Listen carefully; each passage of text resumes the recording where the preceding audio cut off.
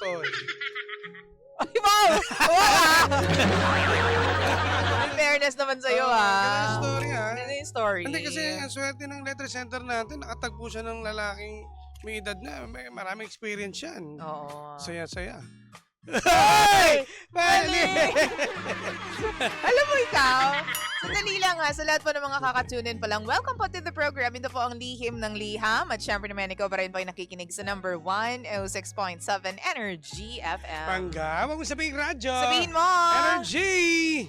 Good morning sa lahat po ng mga nandyan po sa mga bus, sa mga nasa bahay nila, sa mga nasa sasakyan, sa mga nasa tindahan. Gandang umaga. Yung mga nakatambay sa kanto, good morning. Total, wala ka namang ginagawa at napakinggan mo naman yung letter sender natin. True. Pwede kayong mag-comment po at ibibigay natin ating cellphone number 0945 367 8792. 92. Bago tayo magpatuloy, hello muna kay Doc Clarence MD ng Clarence MD Santa Rosa, Laguna and Makati. Good morning, Doc. morning, Love Doc. you.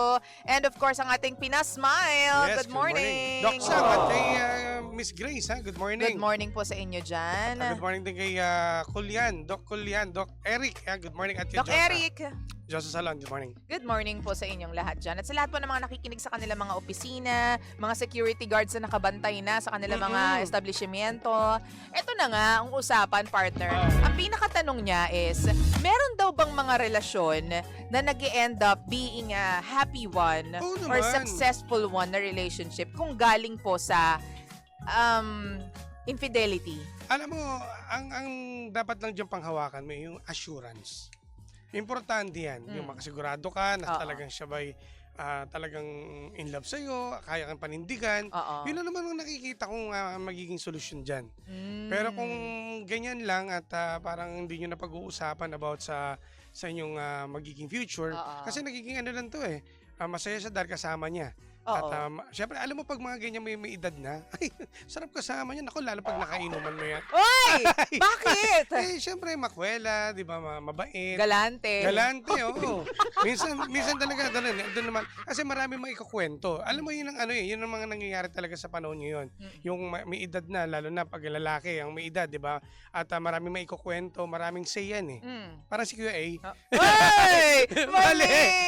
Ganon. Pero wag natin kalimutan na meron talagang isang bagay na kapag pa-bother sa maraming mga pangga natin na nakikinig. Yun lang. Yung linya na he is still legally married. Married siya married si Kuya mo. Ibig sabihin, other woman, itong si Angel. Ganun nga sa nangyayari. Pero ang kwento, di ba, sabi naman letter sender siya ay yung lalaki para lang silang para silang emotionally distant and roommates na parang raw ng ganun, asawa. Siyempre lahat naman ng lalaki yan ang Ba't di sila pumasok sa Big Brother?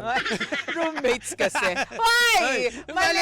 Hindi, pero ang katotohanan ng life, partner, lahat naman ng lalaki, ganyan yung sinasabi. Hindi na kami masaya, hindi na niya ako pinagsisilbihan, nagbago na siya, mabunganga na siya.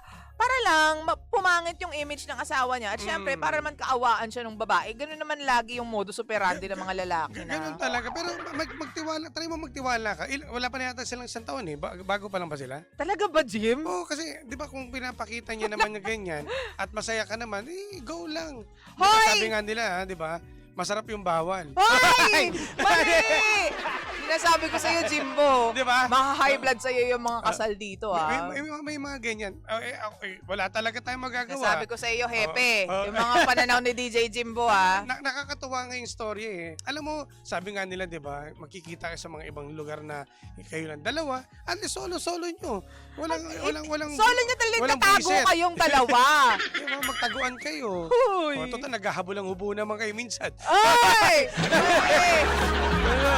Sabi ko sa iyo, alam mo, nandun na tayo sa masaya kayong magkasama, komportable kayo together, no? Pero ang ending pa rin yan, itatanong mo sa sarili mo, tama ba tong ginagawa ko? Meron ba ako naaargabyado na hindi lang isang tao, pero maybe multiple people? Kasi nga, pamilya, may pamilya yung lalaki. Kung ilalagay ko ang sarili ko dito sa ating letter sender, maintindihan mo siya Alam mo bakit? Bakit? Mas na, ang focus niya dito is yung nagiging masaya siya, komportable, may kakwentuhan. Pero selfish yun, partner. Pinasok niya yun Wala tayong pakialam dyan. Pero sa totoo lang, Ginusto mo yan eh. Hoy!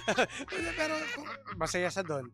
So, kung ako tatanungin dito niya, well, ako kasi nakita ko sa ating letter sender yung kwento niya, masaya siya, wala siyang problema. Kumbaga nag-ano lang siya komportable na sa mga nangyayari sa kanya. Yun nga. Ngayon, kung ako tatanungin mo bilang Jimbo, make sure na meron kong assurance kung totoo ba sinasabi ng lalaki. Ano ba sinasabi niya na parang na silang roommates na lang ng kanyang asawa, o di iparamdam niya, di pakita niya. Oh, ganun lang kasimple. Paano magkakaroon ng assurance nga, partner? Kapag nga tinatanong about sa future o open-ended, yung mga sagutan niya. Total, mahilig ka naman kasi mag-open Pero... Ay! Ayaw mo ng ended. Ayaw mo ng ending. Walang ending, pangit puro open lang. Pero, yun lang ang nakita ko. Maghanap ka, ikaw makakaano nun. Well, ito si letter sender ang makakaalam nun kung ano ba talaga yung assurance na sinasabi ko. At para maging komportable siya at talagang totoo talaga yung pagmamahal ng lalaki sa'yo. Alam mo, the fact na, ewan ko sa mga pananaw nito si Jim, Alam mo, the fact na sinulat mo yan ngayon, ibig sabihin, out-balance ka sa sarili mo, hindi ka sure. Alam mo, may mali Kaya hindi ka sure sa mga ginagawa mo at sa mga decision mo ngayon. I'm just here to tell you na, Your Honor, please. Hoy! Mali! Wala ka sa impeachment rally. Hindi, sinasabi ko lang dito, hanggang kailan kayo magiging ganyan? Objection. Hoy! The gentleman may answer. Yun nga, walang patutunguhan. Pero kung alam mo, kahit anong sabi natin at kahit naman hindi tayong tinanong niya sa mga kaibigan niya at pamilya niya o sabihin natin ganyan, kumbaga nasa sarili pa rin niya ang magdidesisyon dyan. Oo naman. Kahit sabihin natin, tama ito gawin mo, ito gawin mo, ito gawin mo. Kung masaya ka naman at wala ka naman nagiging problema, simpleng tampuhan lang, minsan ka lang puntahan, tuloy mo lang, masaya ka naman Hoy! Jimbo! Seryoso ka ba? Sabi dito kaibigang sulsul tong si Jimbo Basta sabi ko sa'yo, habang bata pa to sigurong letter sender Alam mo, ang daming nasasayang na oras sa'yo. Ay, hindi. Kapag dyan ka na... Bata pa lang siya? Oo. Naku, marami ka pang magagawa. Sinasabi ko sa'yo, ang daming masasayang na oras. Alam mo, hindi mo napapansin, gantong edad ka na pala, pero nandyan ka at kasama mo yung lalaki na hindi mo alam kung may happy ending kayong dalawa. Hindi mo alam kung hanggang kailan ka niya sasamahan. Hindi mo alam kung kung kailan ka ipopost nung misis niya sa social media at ma-eskandalo. Kung ganun din ang mangyari, doon na siya magtanong sa lalaki, ano ba talaga ang sitwasyon yung dalawa? Ngayon, doon ka lang magtatanong kapag iniskandalo ka na? Kasi wala Jimbo! Ngayon, masaya naman sila ngayon Wala, di ba, go with the flow, girl. Go with the flow. Girl, go. Yung iba girl talaga. power. Hoy! Mali yan, mali. Pero alam mo talaga sinasabi ko sa'yo, huwag mong hintayin yung part na ubos na yung oras mo, na hindi ka na pwedeng magkaanak, tapos saka mo marirealize na sana pala hindi ko tinuloy tong relasyon na to. Sana pala hindi ako pumasok sa complicated na relationship. Baka mas maayos pa yung buhay ko ngayon. Sige, tulungan na kita. Sige, tama ka na doon, partner. Naintindihan ko bilang babae, respeto na lang. Sige, okay, go. Agad na lang. Sandali! Nayayamot ako sa iyo, Jimbo Kasi minsan, alam mo, no matter how beautiful the fairy tale is, or no matter how beautiful the story is, minsan, tatanungin mo pa rin yung sarili mo Tama ba siya? Kahit gaano pa siya kaganda, ka-perfect, well-written story, fairy tale, tama ba siya? Yun ang ending nun Kasi uusigin ka pa rin ng konsensya mo. Ay, ako isipin ko lang para sa istorya, pelikula. Sa pelikula merong kontrabida. Ikaw yun! Ikaw yun! Hindi! Yung may epal. Pero hindi. Yung epal, ikaw yun! Hindi, seriously speaking ang mapapayo, ang mabibigay ko lang sa'yo, girl, ganito. Kung talaga kasi dapat ikaw yung makakalamin na 100% na talagang wala na ba talaga sila ng asawa niya, doon pa lang niya patunayan. Patunayan sa'yo na totoo siya sa'yo, handa ka niyang ipaglaban at ikaw talaga yung gusto niya. Ganun lang. Assurance, kailangan doon. Pero, kung wala pa rin, di ba, sabi mo kanina, kung tinatanong siya, puro open-ended question. Open-ended ka agad. Answer pala. Medyo tagilid yan. Ibig sabihin yan, wala. Pang ano lang, hanggang kasiyahan ka lang. O sariling kaligayahan niya lang yung iniisip niya. Kasi kapag magkasama pa rin sila, yung sinasabi niya, wala na, hindi na kami masaya. Pero magkasama pa rin sila sa iisang bahay. Baka mayroon naman divider. Hoy! Mali! Hindi mahirap paniwalaan na hindi na kayo masaya. Nagsasama na lang kayo for responsibilities. Pero magkasama pa rin kayo sa isang bahay at natutulog pa rin kayo sa isang kama. Anytime, pwedeng may mangyari sa inyo. Which is, wala namang problema dahil mag-asawa kayong dalawa. Pero ang sinasabi ko is, kung talagang mahal ka niya, paninindigan niya yung sinasabi niya, makikipaghiwalay siya, 'di ba? Sasama sa iyo or whatsoever, Gagawa ng paraan. Gagawa siya ng paraan. Naman. 'Di ba? Para sa akin lang 'yon. Hindi naman ang masasabi ko. Kaya nga sa mga, yun nga yung dapat niya, may pangahawakan ka. Oo. Hindi lang yung masaya ka lang basta. Oo. Okay ka lang, nakikita kayo, nagkukwentuhan, masaya ka sa kanya. Ganun, parang, Hanggang kailan? parang hanggang doon na lang ba yun? Kasi for all we know, baka mamaya yung tamang tao na para sa'yo naghihintay lang dyan sa gilid. Malay mo, yung kapatid naman ng lalaki. Hoy! Walang problema. Partner Wala naman eh. Walang problema kung single. Wala namang problema. Oo. Yun nga lang, magulo yan. Pero Alam mo, maghanap ka lang ng iba. yung... May iba. Yung talagang hindi ka mamumblema at talagang mamahalin ka at ipaglalaban ka. Yung hanggang sa next life, magkasama pa rin kayo. And I think, Alam mo, reminds me of this movie Si Etiquette of a Mistress. Si Isa Calzado at saka si Tirso Cruz III. Kumbaga may asawa noon si Tirso Cruz, pero ang sobrang love of her life, namatay siya kasama si Isa Calzado doon sa movie na yon. Parang last breath niya doon niya binigay kay Isa Calzado instead of the wife. Kasi talagang ang mahal niya is si Isa Calzado. yun Siyempre, story na.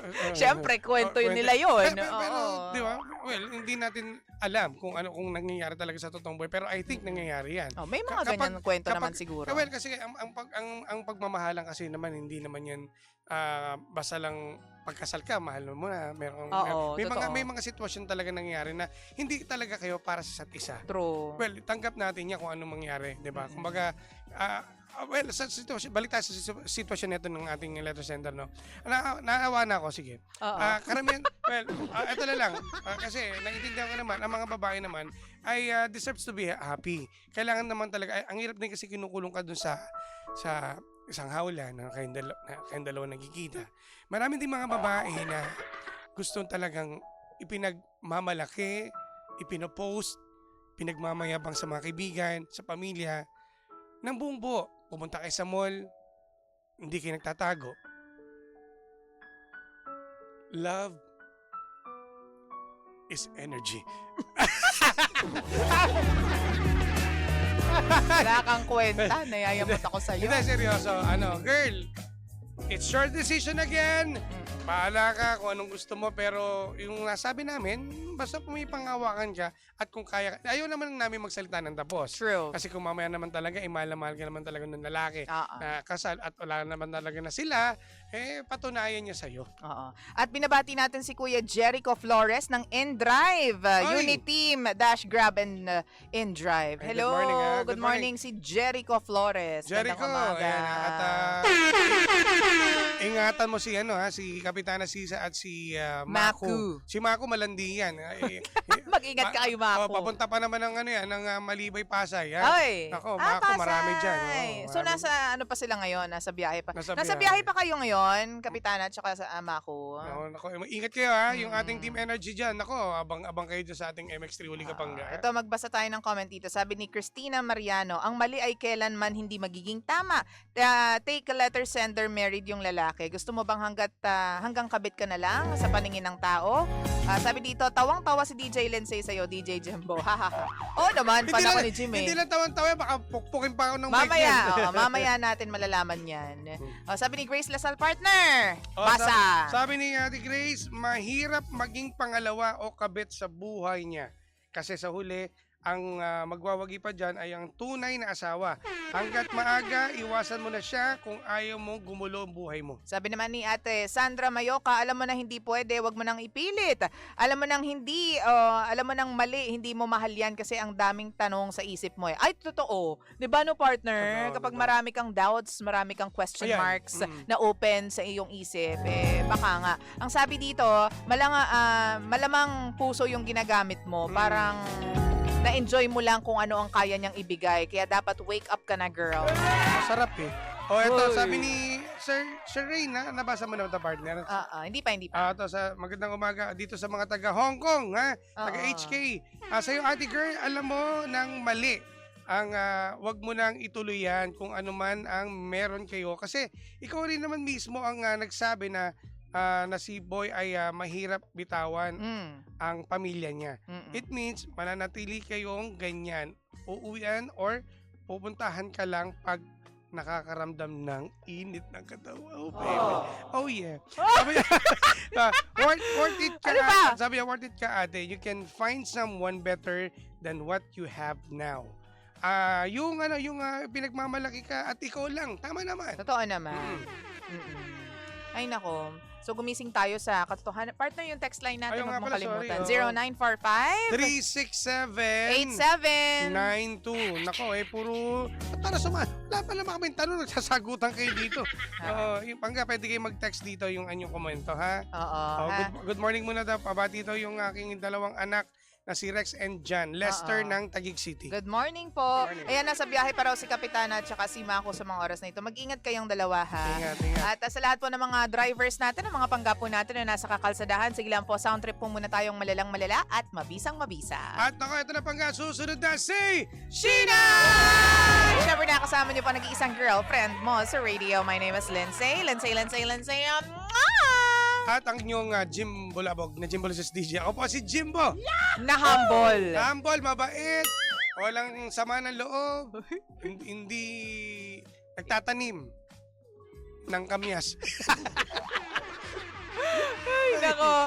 Pangga, syempre naman tayo pa rin po ang number 1, 06.7 Energy FM. Pangga mo sabing radyo. Sabihin mo. Energy! DJ Lindsay at DJ Jimbo. Energy sa umaga.